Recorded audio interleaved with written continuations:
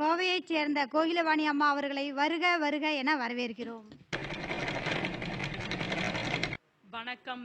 எல்லோரும் நிறைந்த நலமுடன் வளமுடன் பணமுடன் வாழ பிரபஞ்ச பேராற்றலை வேண்டிக் கொள்கிறேன். எனக்கு இந்த வாய்ப்பளித்த குபேர கலச அறக்கட்டளையின் தலைவி திருமதி காளீஸ்வரி அம்மா அவர்களுக்கு எனது நன்றியை தெரிவித்துக் கொள்கிறேன். எனது தலைப்பு உச்சமெல்லாம் உச்சமல்ல, நீச்சமெல்லாம் நீச்சமல்ல, பாகம் 3. சுக்கிரன் ஒருத்தவங்களுக்கு உச்சம் பெற்றிருக்கு அப்படின்னா அவங்க மேக்கப் ஐட்டத்து மேலே நாட்டமாக இருப்பாங்க. அப்படி கிடையாது. அவங்க மேக்கப் இதெல்லாம் பெருசாக பண்ணிக்க மாட்டாங்க. இயற்கையான அழகு தான், இயற்கையாகவே அழகாக இருக்கும் அப்படிங்கிற அந்த எண்ணம் தான் இருக்கும். அவங்க அந்த காஸ்மெட்டிக் மேக்கப் இதுக்கெல்லாம் இம்பார்ட்டன்ஸ் கொடுக்க மாட்டாங்க. அதேமாதிரி சிம்பிளான ட்ரெஸ் தான் போட்டுப்பாங்க. பெரிய ஜுவல்லரி மேலையெல்லாம் நாட்டம் இருக்காது. அதே மாதிரி சுக்கிரன் உச்சம், அதனால் அவங்களுக்கு ஹார்மோனல் ப்ராப்ளம் இருக்காதுன்னு நினைப்போம். ஆனால் கண்டிப்பாக இருக்கும். ஏன்னா சுக்கிரன் தான் ஹார்மோனலுக்கு காரகன். இவங்களுக்கு தான் அந்த ஹார்மோனல் ப்ராப்ளம்ஸ், அந்த தைராய்டு ப்ராப்ளம், அப்புறம் அந்த நீர்க்கட்டி ப்ராப்ளம் இதெல்லாம் அந்த சுக்கிரன் உச்சம் பெற்றவங்களுக்கு வரும். அதே மாதிரி சொகுசான வாழ்க்கை மேலே பெருசாக நாட்டம் இருக்காது. அது இருந்தாலும் அதை பற்றி அவங்க ஒரு பெரிய விஷயமா நினச்சிக்க மாட்டாங்க. அதே மாதிரி சுக்கிரன் உச்சம் பெற்றவங்க மேலே அவங்க மூத்த சகோதரி, அத்தை, ஆண் ஜாதகமாக இருந்தால் மனைவி, இவங்கெல்லாம் இந்த ஜாதகர் மேலே அதீத பிரியமாக இருப்பாங்க. ஆனால் இந்த ஜாதகருக்கு அவங்களாம் ஒரு பொருட்டாகவே இருக்க மாட்டாங்க. அடுத்தது சுக்கிரன் நீசம். இந்த சுக்கிரன் நீசம் பெற்றவங்க தான் மேக்கப் மேலே பெரிய இன்ட்ரெஸ்டாகவும் நிறைய மேக்கப் பண்ணிக்கிறது, விதவிதமாக ட்ரெஸ் பண்ணிக்கிறது, ஜுவல்லரிஸ் நிறைய போட்டுக்கிறது, அப்புறம் ரெகுலராக பார்லர் போய் அந்த த்ரெட்டிங்கு, அதே மாதிரி அந்த ஃபேஷியல் பண்ணிக்கிறது, இதெல்லாம் ரெகுலராக பண்ணிக்கிறது இந்த சுக்கிரன் நீசம் தான் பண்ணிக்குவாங்க. அதே மாதிரி இவங்களுக்கு ஹார்மோன் குறைபாடு வராது. அதே மாதிரி இந்த சுக்கிரன் நீசம் தான் அந்த லக்ஸுரியான லைஃப் மேலே நாட்டம் இருக்கும்.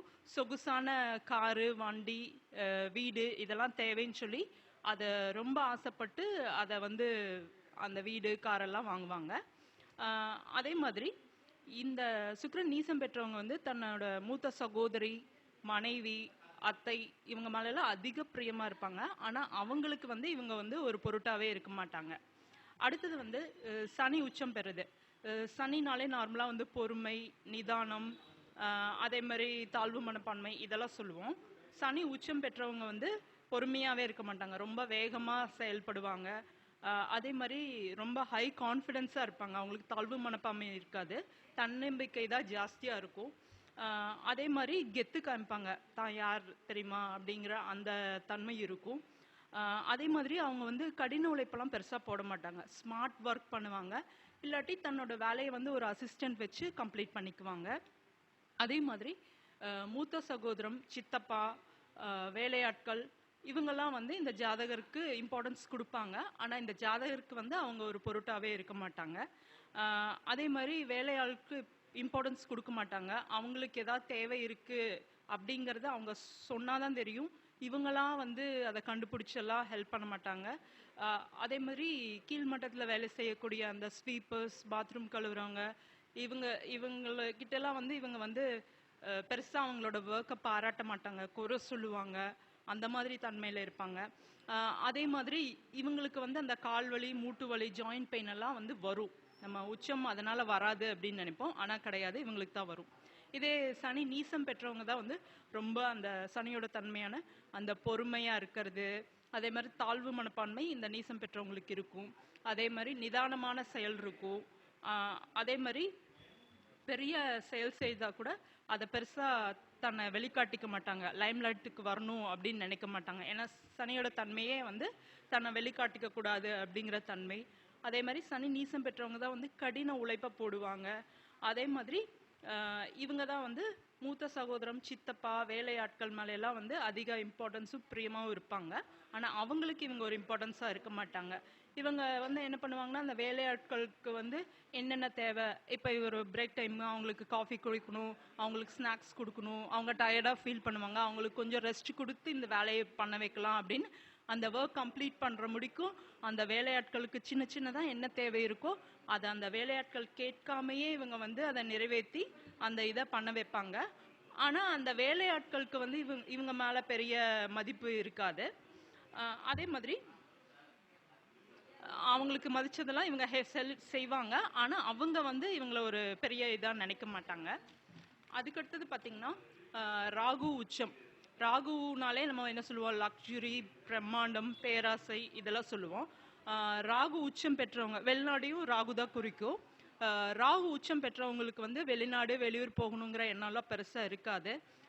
அதே மாதிரி இந்த உச்சம் பெற்றவங்க மேலே தாத்தா ரொம்ப பிரியமாக இருப்பாங்க. ஆனால் இந்த ஜாதகருக்கு வந்து தாத்தா ஒரு பொருட்டாக இருக்க மாட்டார்.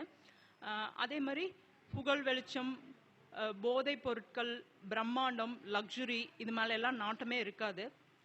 பெருசாக இதுக்கெல்லாம் இம்பார்ட்டன்ஸ் கொடுக்க மாட்டாங்க. அதே மாதிரி இவங்களுக்கு வந்து ஆன்மீக நாட்டம் இருக்கும். ராகு உச்சம் என்ன சொல்கிறதுங்க, லௌதீக வாழ்க்கை மேலே தான் இவங்களுக்கு விருப்பம் இருக்குன்னு நினைப்போம். ஆனால் அப்படி கிடையாது, இவங்களுக்கு ஆன்மீக நாட்டம் உண்டு. இதே ராகு நீசம் அப்படின்னா வந்து அவங்க தான் வந்து வெளிநாடு போகணும் வெளியூர் போகணுங்கிற அந்த எண்ணம் இருக்கும். அதை ட்ரை பண்ணி போகவும் செய்வாங்க. அதே மாதிரி இவங்க வந்து தாத்தா மேலே பிரியமாக இருப்பாங்க. ஆனால் தாத்தாவுக்கு வந்து இவங்க ஒரு பொருட்டாக இருக்க மாட்டாங்க. அதே மாதிரி இந்த ராகு நீசம் தான் புகழ் வெளிச்சம், லைம் லைட்டுக்கு வரணும்னு நினைப்பாங்க. போதைப் பொருட்கள், பிரம்மாண்டம், லக்ஸுரி இது மேலெல்லாம் வந்து ஒரு நாட்டம் உண்டு. அதே மாதிரி ராகு நீசத்துக்கு தான் வந்து ஆன்மீகம் வந்து இருக்காது, ஆன்மீகத்துக்கு இம்பார்ட்டன்ஸ் கொடுக்க மாட்டாங்க. அடுத்தது வந்து கேது உச்சம். கேதுனாலே வந்து விரக்தி, யோகா, தலைமுடி இதெல்லாம் குறிக்கக்கூடியது. கேது உச்சம் அப்படின்னா வந்து அவங்க ஊக்கமான மனநிலையில் இருப்பாங்க. விரக்தியான கேதுவோட தன்மையான விரக்தி மனநிலையில் இருக்க மாட்டாங்க. அதே மாதிரி இவங்களுக்கு பெருசாக யோகா, தியானம், மெடிடேஷன் இது மேலெல்லாம் பெருசாக ஈடுபாடு இருக்காது. அதே மாதிரி இவங்களுக்கு வந்து தலைமுடி, கேதுனா தலைமுடி, இவங்களுக்கு கம்மியான தலைமுடி தான் இருக்கும், நிறையா முடி இருக்காது. அப்புறம் பாட்டி இவங்க மேலே பிரியமாக இருப்பாங்க. ஆனால் இந்த ஜாதகருக்கு வந்து பாட்டி ஒரு பொருட்டாக இருக்காது. இதே கேது நீசம் அவங்க தான் வந்து விரக்தி மனநிலையில் இருப்பாங்க. அதே மாதிரி அவங்க தான் யோகா, தியானம், மெடிடேஷன் இந்த மாதிரி என்ன சொல்கிறதுங்க, அந்த கேது சார்ந்த அந்த ஏதாவது கிளாஸ்லாம் நடந்ததுன்னா அதை தேடி தேடி படிக்கக்கூடிய தன்மை பெற்றவங்க. அதே மாதிரி இந்த கேது நீசம் தான் வந்து நீளமான தலைமுடி வந்து இவங்களுக்கு இருக்கும். அதே மாதிரி இந்த கேது நீசம் பெற்றவங்க தான் வந்து பாட்டி மேலே அதீத பாசமாக இருப்பாங்க. ஆனால் இந்த பாட்டிக்கு வந்து இவங்க வந்து ஒரு பொருட்டாகவே இருக்க மாட்டாங்க. அடுத்தது வந்து நாடி அடிப்படையில் வெளிநாடு போவாங்களா அப்படிங்கிற கேள்வியோட நம்மக்கிட்ட ஜாதகம் நிறைய வரும். ஸோ அதுக்கான விதிகள், ஒரு ஜாதகத்தை பார்த்தா அவங்களுக்கு வந்து வெளிநாடு போகக்கூடிய யோகம் இருக்கா, அதுக்கான விதிகள் அந்த ஜாதகத்தில் பொருந்தி வருதா அப்படிங்கிறத எப்படி பார்க்கலாம் அப்படிங்கிறது. யூஸ்வலாக ஃபஸ்ட்டு வந்து என்ன கிரகம் வந்து ட்ராவலுக்கு, சந்திரன் எடுத்துக்கிட்டோம்னா சந்திரன் தான் வந்து ட்ராவல், இடமாற்றம், அதே மாதிரி நீர் கிரகம், அது பார்க்கணும். அதே மாதிரி ராகு கேது தான் வந்து அந்நிய தேசம், அந்நிய மொழி பேசுகிறவங்கள குறிக்கக்கூடியது. அப்புறம் ராகு தான் வெளிநாட்டுக்கான கிரகம். குரு வந்து தனி மனித ஆசையும் லட்சியத்தையும் குறிக்கக்கூடிய கிரகம். ஸோ இதுவும் நம்ம பார்க்கணும். அப்புறம் சனி தான் வந்து கர்மாக்காரகன். அப்புறம் அவர் தான் வந்து பிராப்த கர்மான்னு சொல்லக்கூடிய ஒரு கொடுப்பினையை குறிக்கக்கூடியவர். கொடுப்பினைனா இந்த ஜாதகத்துக்கு இதுதான் கொடுப்பினை, அதை தாண்டி அது கிடைக்காது அப்படின்னு சொல்லக்கூடிய தன்மையுடையவர் தான் சனி. ஸோ இந்த கிரகங்கள் எல்லாம் சந்திரன், குரு, ராகு, கேது, சனி இவங்களையெல்லாம் வச்சு தான் ஒருத்தவங்க வந்து வெளிநாட்டில் போய் இருப்பாங்களா, அங்கே இருக்க முடியுமா அப்படிங்கிறத பார்க்கறதுக்கு ஹெல்ப் பண்ணக்கூடிய கிரகங்கள். இப்போ வந்து சந்திரன், குரு, சந்திரன், சனி சேர்க்கை பார்வை இருக்கிறது. அது கூட வந்து ராகு கேதுவோட சேர்க்கையோ பார்வையோ இருக்கணும். இருந்ததுன்னா அவங்க வெளிநாடு போகக்கூடிய அமைப்பு இருக்கும். அதுக்கடுத்தது வந்து குருவுக்கு வந்து 1, 5, 9, 2, 6, 10 இது கூட வந்து சந்திரன், ராகு இல்லை சந்திரன், கேது சேர்க்கை பார்வை இருக்கு அப்படின்னா அந்த ஜாதகரும் வெளிநாடு போகக்கூடிய அமைப்பு இருக்கு. அடுத்தது வந்து சனிக்கு 1, 5, 9, 2, 6, 10 இந்த இடத்துல வந்து சந்திரன், ராகு, சந்திரன், கேது இந்த சேர்க்கை இருக்குன்னா அவங்களுக்கும் வெளிநாடுக்கு போகக்கூடிய யோகம் உண்டு.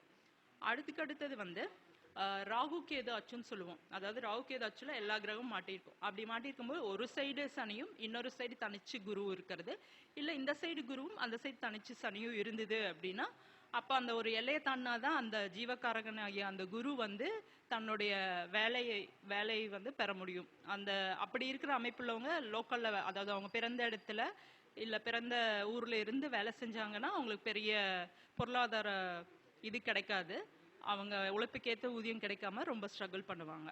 ஸோ இந்த அமைப்பு உள்ளவங்களும் வெளிநாடு போகக்கூடிய ஜாதகர். அடுத்தது பார்த்தீங்கன்னா சனிக்கு 1, 5, 9, 2, 6, 10 வந்து ராகு கேது இருக்கிறது. இவங்களுக்கும் வெளிநாடு போகக்கூடிய யோகம் உண்டு. அதுக்கடுத்தது பார்த்தீங்கன்னா சனிக்கு 1, 5, 9, 3, 7, 11, 2, 12 வந்து சந்திரன் இருக்குது. ஸோ இந்த அமைப்பு உள்ளவங்களும் வெளியூர் வெளிநாடு போகக்கூடிய அமைப்பு உள்ளவங்க. அடுத்தது வந்து குருவுக்கு 1, 5, 9, 2, 6, 10 வந்து ராகு கேது இருக்கிறது.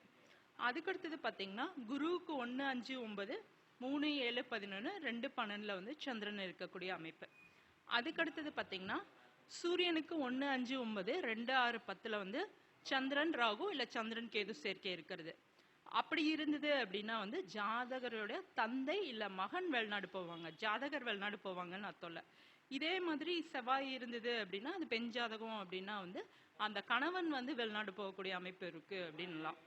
அதுக்கடுத்தது வந்து சுக்கிரனுக்கு இந்த அமைப்பு இருக்கு. இது சுக்கிரனுக்கு 1 5 9 2 6 10 வந்து சந்திரன் ராகு சந்திரன் கேது இருக்கு அப்படின்னா அந்த ஜாதகியே வெளிநாடு போகக்கூடிய அமைப்பு, இல்லாட்டி அவங்க அத்தை இல்லை மூத்த சகோதரி வந்து வெளிநாடு போகக்கூடிய அமைப்பு அப்படின்னு சொல்லலாம். இதே புதன் இந்த அமைப்புல இருக்கு, புதனுக்கு 1 5 9 2 6 10 வந்து சந்திரன் ராகு சந்திரன் கேது இருக்கு அப்படின்னா ஜாதகரோட இளைய சகோதரன் இல்லை தாய்மாமா வந்து வெளிநாடு போகக்கூடிய வாய்ப்பு இருக்கு அப்படின்னு சொல்லி ஒரு ஜாதகத்தை வச்சு யார் அந்த ஜாதகப்படி வெளிநாடு போவாங்க அப்படிங்கிறத இந்த ரூல் படி சொல்லிடலாம்.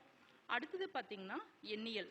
வழக்கம் போல் எண்ணியல்ங்கிறது வந்து நம்ம ஒரு ப்ராப்ளத்துக்கு வந்து நம்பர்ஸ் எழுதுது. இந்த நம்பர்ஸை வந்து இடது கை இல்லை இடது காலில் எழுதிக்கலாம், இல்லை நோட்டில் பல தடவை எழுதிக்கலாம், இல்லை மந்திரம் மாதிரி பல தடவை அந்த நம்பர்ஸை வந்து சேன் பண்ணும்போது அதுக்கு வந்து அந்த நம்பர்ஸ் வந்து பலன் கொடுக்கும்.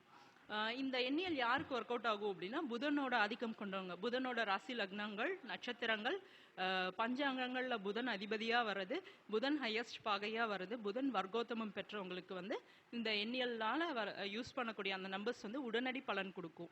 மற்றவங்களுக்கு லேட் ஆகலாம், பட் கண்டிப்பாக பலன் கொடுக்கும்.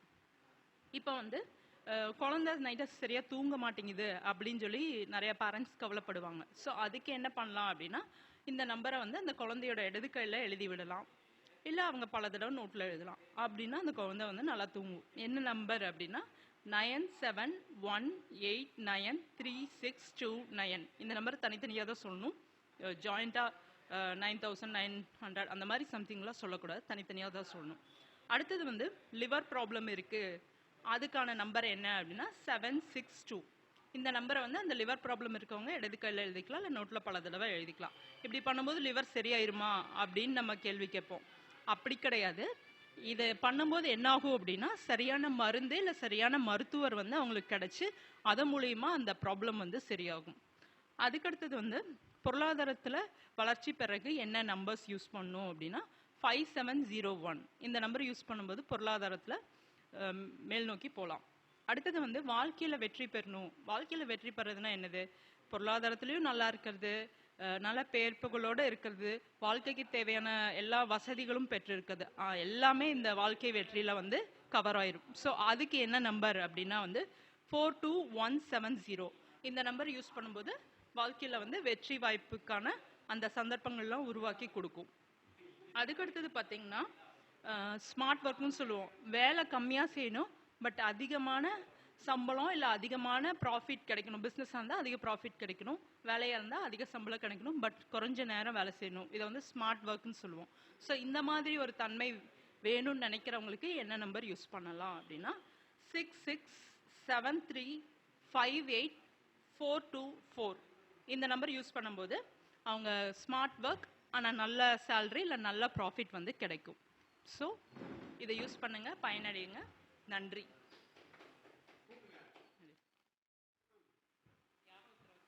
சிறப்பாக பேசிய மேடம் அவர்களுக்கு பொன்னாடை போத்துமாறு அன்புடன் கேட்டுக்கொள்ளப்படுகிறது.